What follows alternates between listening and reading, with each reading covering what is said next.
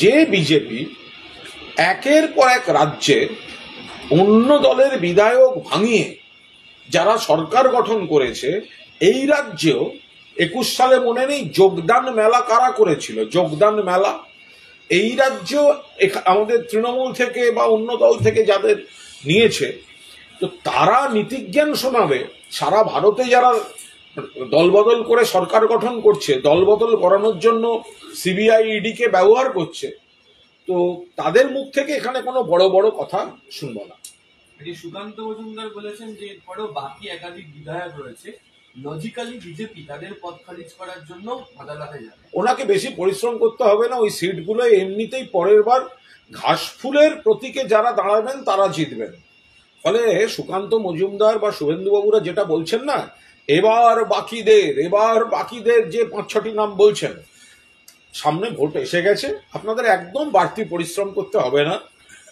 মানুষ ওই যে কটি সিট আপনারা বলছেন, কিছু মানুষ কিছুদিনের জন্য বিভ্রান্ত হয়ে বিজেপিকে ভোট দিয়ে ফেলেছিলেন, বা সিপিএম কিছু ভোট বিজেপিকে দিয়ে দিয়েছিল। তো এবার যে সিটগুলো নিয়ে আপনারা এই যে একটা হুমকির সুরে বলছেন দেখবো, এইটুকু নিশ্চিত থাকুন, এবারের ভোটে ওই প্রত্যেকটা সিটে বিজেপির এমএলএ জিতবে না। মমতা বন্দ্যোপাধ্যায়ের প্রার্থী, অভিষেক বন্দ্যোপাধ্যায়ের প্রার্থী, জোড়াফুল প্রতীকের প্রার্থী জিতে বিধায়ক হবেন।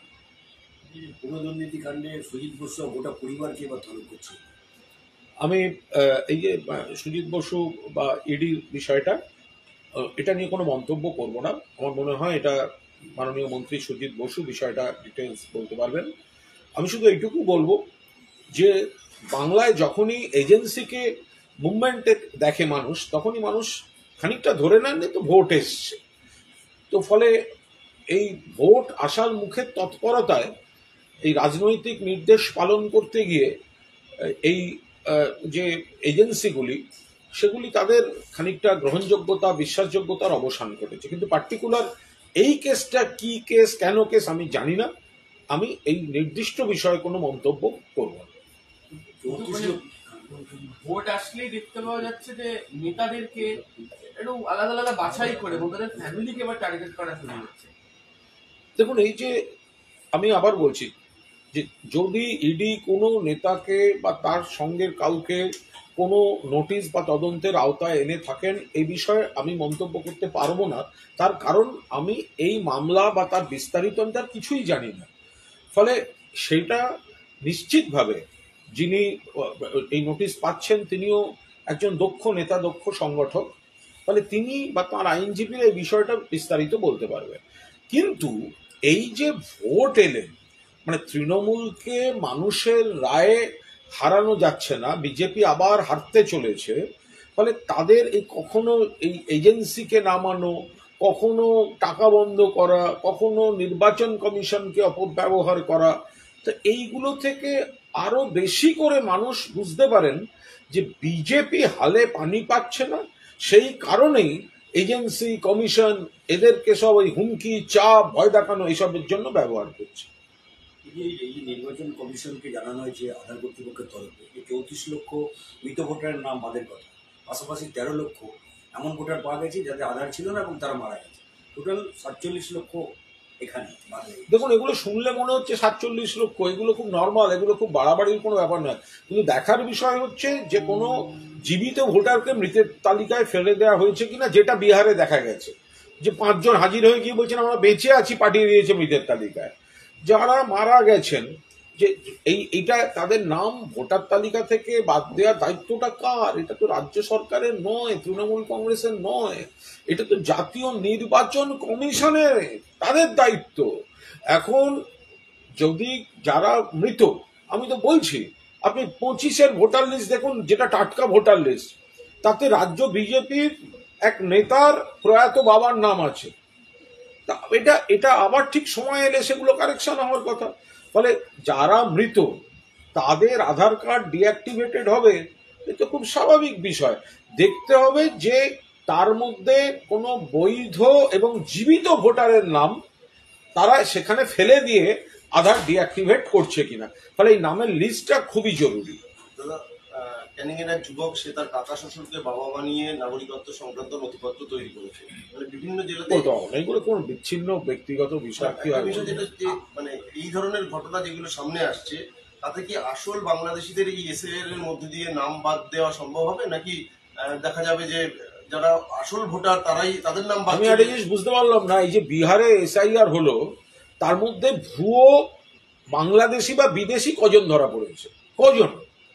এই যে বলা হচ্ছে লক্ষ লক্ষ বাদ চলে গেছে, তার মধ্যে নর্মালি যারা মৃত দীর্ঘদিন বাদে যে সমীক্ষাটা হচ্ছে তাতে মৃতদের নাম বাদ গেছে, আর কিছু নাম বাদ যায় মানে